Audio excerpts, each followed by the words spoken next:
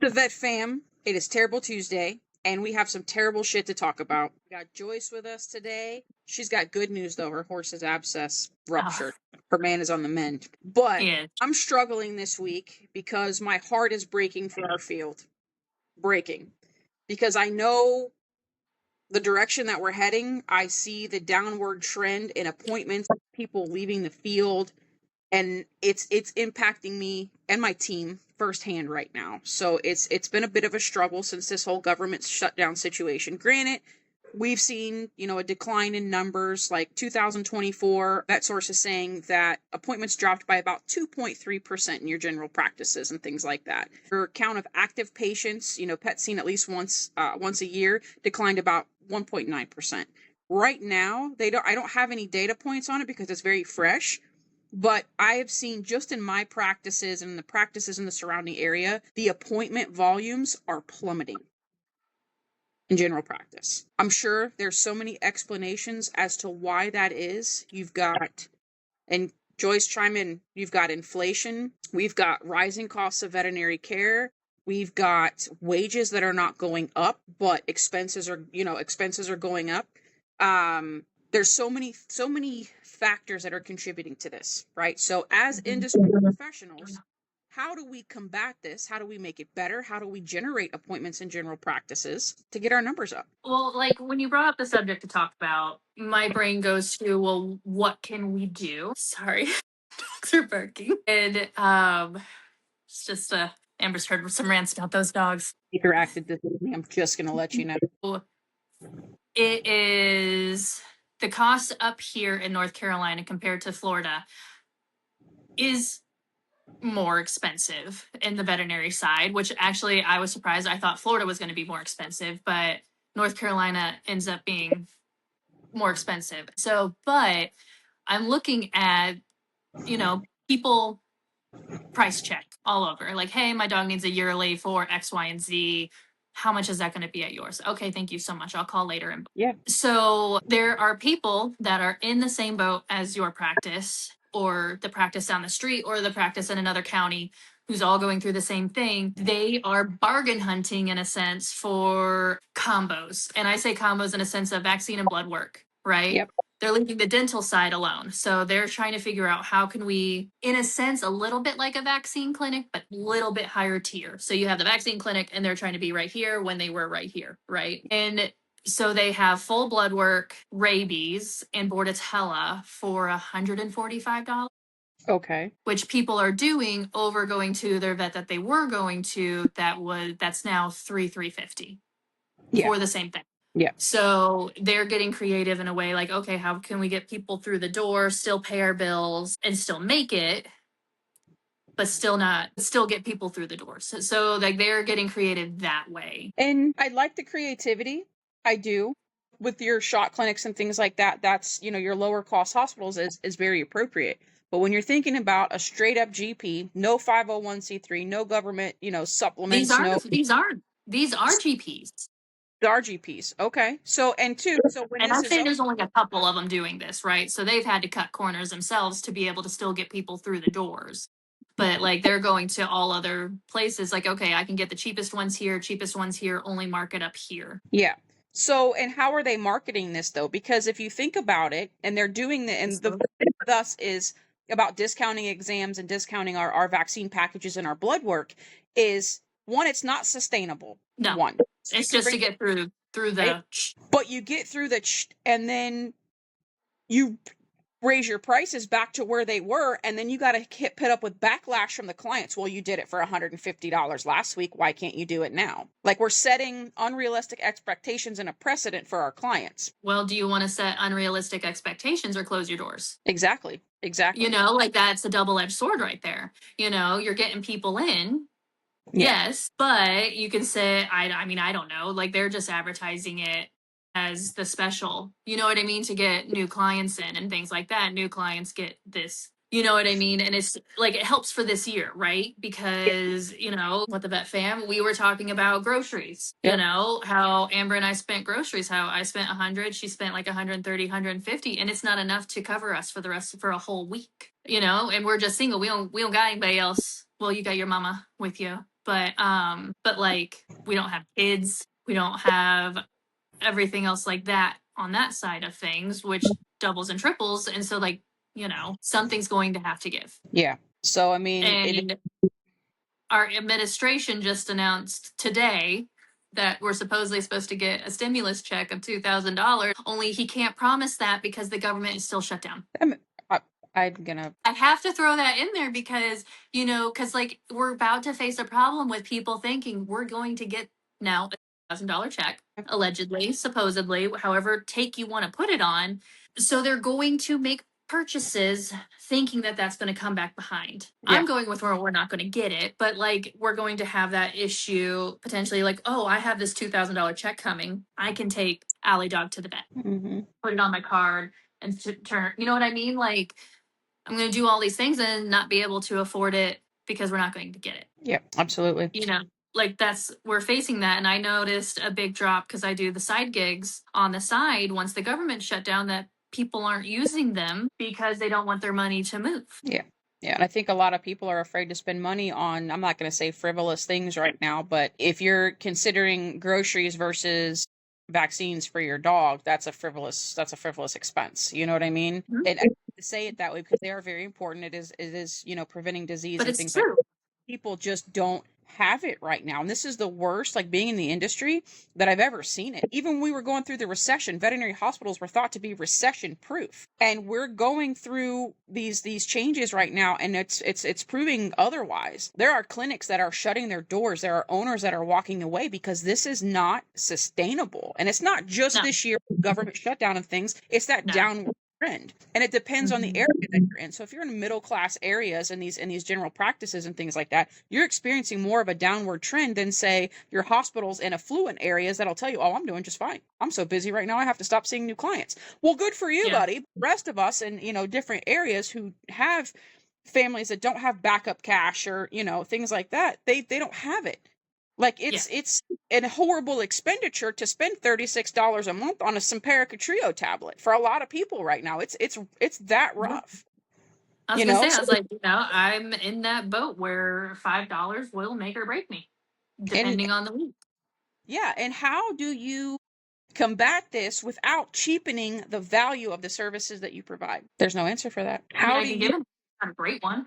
The general practitioner lower the cost of your services without cheapening the value that's added? And that's a big concern for me because I don't know. I'm very big about value, about you coming into my clinic and having a wonderful experience with the staff, with the doctors and things like that. And I don't want it to be one of those vaccine push them in, push them out, push them in, push them out. So we have to see as many as we can to make a buck, to make up for what we're using those services for, So any ideas, guys, that you have, that you're doing, that you've seen anybody do, shoot them our way. And let me see if, maybe I can, try those in my practices and see if any of my friends can implement that in theirs as well, and kind of see what we can do just to keep things flowing. Because when this happens and we're not seeing as many appointments as we need to, we're having to cut staff hours. That breaks me every time. My staff has been unbelievably amazing. The understanding and the teamwork and the, volunteering as tribute, as we call it, to take them off the schedule when I don't have the appointment volume to support that para. They've been great about it. Despite them being great, it does not help me sleep any better at night, knowing that my staff may not be able to pay certain bills or take care of certain things because I didn't have the hours to give them. To me, that is not okay. That is not okay. How do I fix it? Because it is stressing me the fuck out to no end because I'm worried about them being able to take care of themselves and their families. So, I mean, there's so many different explanations as to why this is happening. Shifts in service mixes, clinics moving toward hybrid models, telemedicine, things like that. But we're not doing that. And a lot of practices in our area are not offering, those services yet. Limited capacity, adjusting workflows, things like that. But right now, I think that the majority of the reason as to why this is happening is our economic climate. People are afraid to spend money. Can you add telehealth to your services? It's hard and it's not great, but it's at least an option for when you have the vets on there and you're not seeing patients in hospital. Yeah, I've actually talked to my boss about it. Her and I have brainstormed about a lot of different things because we got a lot of different things cooking right now that we want to take and run with. But again, people don't have the funds for it. Again, like how much value add to it, like right now, it doesn't matter, you know? But we've talked about offering telehealth services. The thing about telehealth services in veterinary medicine that sucks is if I'm doing the All of telehealth it.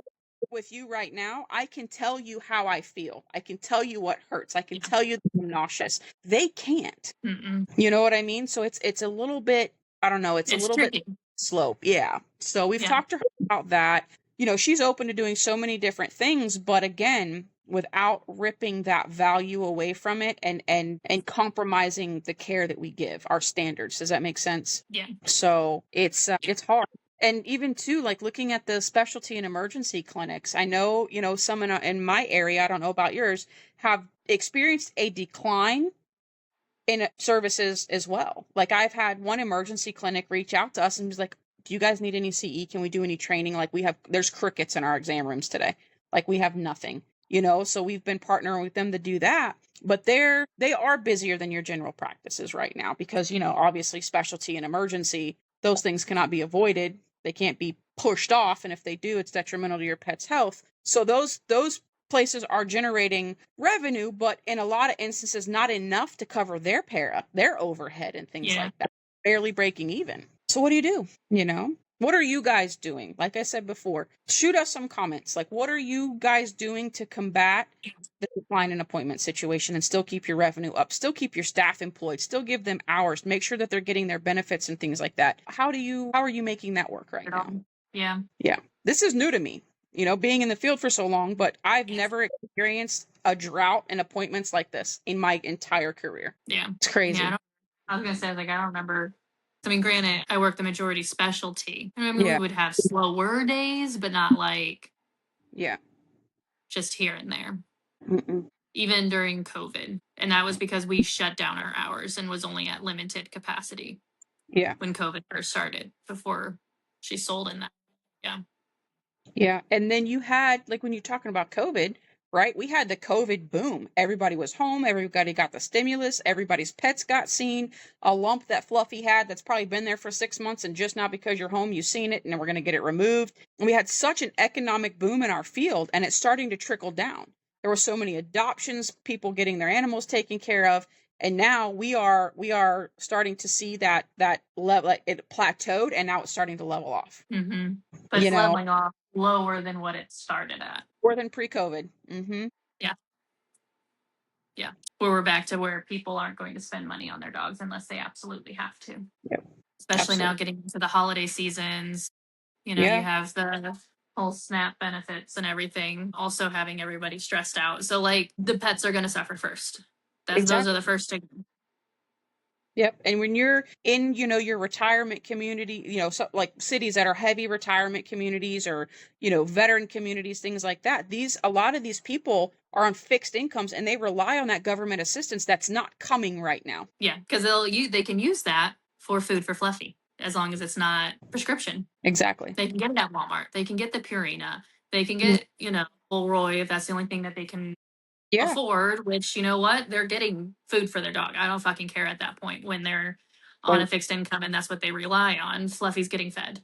I don't care. But yeah, and so now, everybody was tightening their belts. Now their belts can't tighten anymore. Nope. No. No. And Mm-mm. and how do we ensure that our pet, like our personal pets, but our patients are getting what they need? How do we You're and still still giving that standard of care.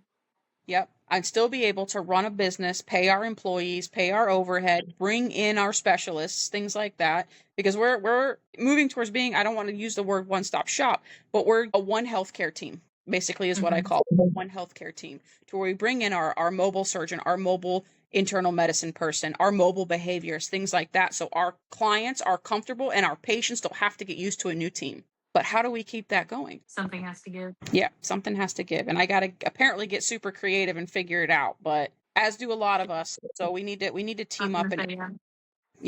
deep conversations about this stuff. Guys, please chime in. Like our industry is suffering pretty hardcore right now, and we got to rally together because yes, we work for businesses, we are competition, but at the same time, we are on the same team with the same goals to provide good standards of care to our patients and to make sure that they're taken care of. And as a practice manager, to make sure that my staff is taken care of, to make sure that my staff can take care of their families, pay their bills, have work-life balance. Like it's super stressful right now, and I don't know how to fix it. Listen, I'm gonna come up with a bunch of ideas and throw them out because, like you said, it's not just your clinic No, that it's not.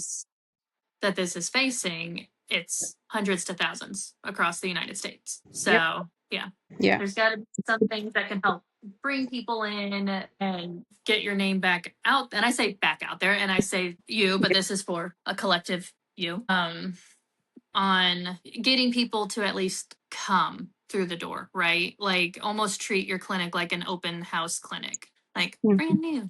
You know what I mean? Like get your name back out there, sort of thing. Like not revamp it. Revamp isn't the right word.